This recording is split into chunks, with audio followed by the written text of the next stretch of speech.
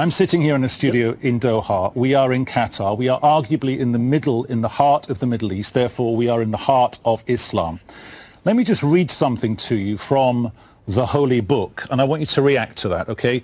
And you can't see me, but I've got a copy of the Quran in front of me.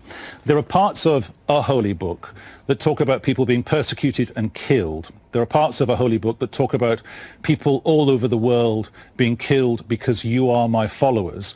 Another quote from one of the Holy Books in this part of the world talks about people being stoned to death with stones until they die.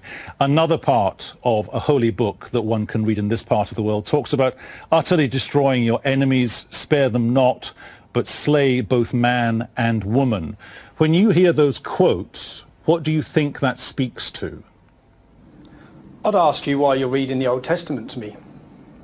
You've had that before, haven't you? Simple question.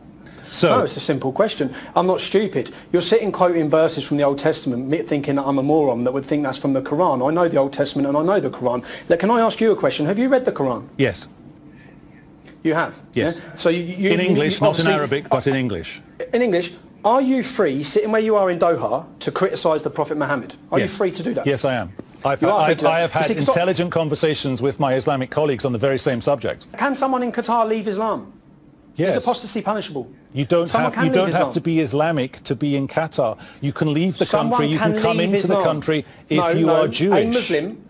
A Muslim cannot leave Islam. Is punishable in Qatar. The country that you're talking to me from, the country whose tower I'm sitting in, the country that funds radicalisation worldwide, the country that supports Hamas, and you're sitting there trying to take some moral high ground about issues in the world that relate to Islamic extremism, when the country and the people who are paying your wage are propagating that extremism worldwide. I've come into this building and just had to go through an airport-style scanner, and when I asked why, they said because of the Paris attacks. Tommy, I do have to move the debate on because I do have to move the debate on. Yes, of course I do. Because otherwise you and I will end up having... what you're hearing. No, that's not true, sir.